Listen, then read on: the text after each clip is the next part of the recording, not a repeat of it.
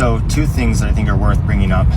Number one, I saw a statement made yesterday by a gentleman. He was saying that you should not expect laptops to be cheap in the future, and that the cost is going to go up because the demand is going up on these systems at an extraordinary rate compared to our production rate. And that takes into account that we've been rapidly scaling our ability to build chips. So if that's true, what he's saying is that the Chromebook that you spend whatever on, a couple $100, is not going to be an option in the near future.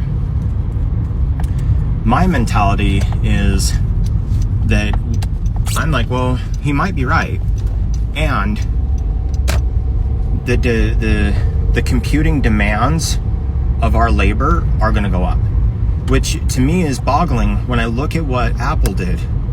Apple got rid of the 500 gigabyte studio that has inference, so you can run the largest models basically. And I'm sitting there scratching my head. I'm like, why did they do this? I haven't done the research, and I need to look into it. That's something to think about. Another thing, in the last couple days, I've seen two apps, literally within the last 24 hours, even last 12 hours, pop up for something that I have been desiring, and that is an application that directly links to Codex. I tried Litter for a second, and I couldn't get it to work, and got lazy, and then I went and saw another one that looked even better, Rimodex. But that just tells me if I saw two in less than 24 hours, this is going to be prolific. And in a short period of time, OpenAI, once they've refined their own iOS app in the way that they want it, probably to be a universal architecture, they're going to release it and or update their current ChatGPT app to have a section on it dedicated to local Codex operations. This is really valuable for any of us that are doing development work right now and building companies and doing automations and running businesses, because you want to be able to be pushing your projects when you're not at your computer. You want to be able to focus on people and not process. And when you plan something out, let's say you take a weekend and you plan out a big project, you want to be able to go out and execute on it throughout the week and basically reliably just check in for Q&A, but you've already sent a team out to manage that, in this case, your agents. I imagine we would even see something like this week, to tell you the truth. I would not be surprised if Codex drops an application that allows you to remote in this week. We'll see what we get released this week from OpenAI and from Anthropic. Something I want to point out is that they have confirmed that GPT 5.5 is a new pre-trained model. And what that tells you is that this is the very beginning of a potentially very high growth curve.